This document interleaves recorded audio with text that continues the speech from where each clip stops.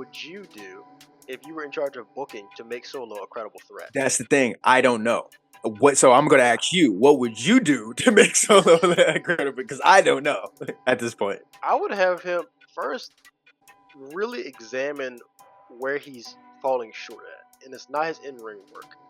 It's certainly in the outside presentation, and play to those strengths. Maybe some things aren't his best, but I would not have him go out and get eviscerated by other wrestlers on the mic. Of course, if they're going to have some kind of exchange, he should be able to stand up for himself and have some kind of fire back to him and present himself in the regard that a tribal chief would, a main event player. He should not be sitting there getting scolded like he forgot to turn in his homework. So that'd be the first thing that I address. I would cut that crap. Those segments would die down, and then I would actually have him be more methodical, and so calling his spots, orchestrating and pulling strings and other storylines and things like that.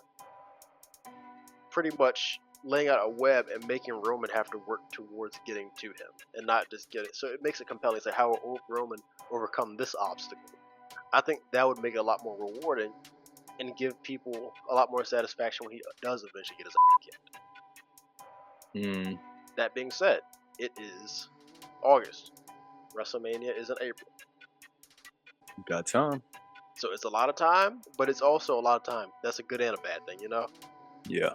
Because they can knock this out of the park for September, October, fumble it a little bit, and it's like, oh shit, now we have to get it hot again. And that's the only dilemma that I see there. That's the main dilemma. But so would you put him in matches, like kind of warm-up matches to show his dominance toward like lesser opponents, or just absolutely. Okay. He needs to continue to have a dominant in-ring presence. And I did post about this on Threads. There is quite a bit of depth in the babyface side of things.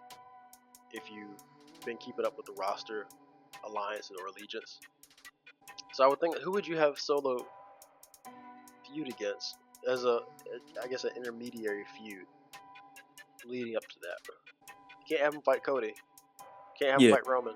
I would have to look at the roster though, but I don't think it should be an actual feud though, because he's still feuding with Roman. I think he should have some matches though with just somebody on the roster to make him look more threatening, so he just doesn't come out with the same. Because I think that's the biggest thing with Solo, man. He's just his mic work. He just doesn't have any leverage on the mic right now because he has no legs. That's the thing. Like, and everybody could just like eat him up anytime they want on the mic. It's just like he'll just stare at him. Yeah, just like he has nothing to say. So that's really his biggest weakness right now. And that's a flaw by design. That's not.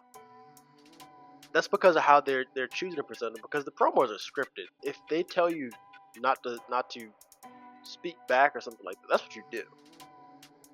So I don't know where the disconnect is there. Like they really thought that that'd be a good idea to have him get chewed up, and then you want him to headline WrestleMania. Okay,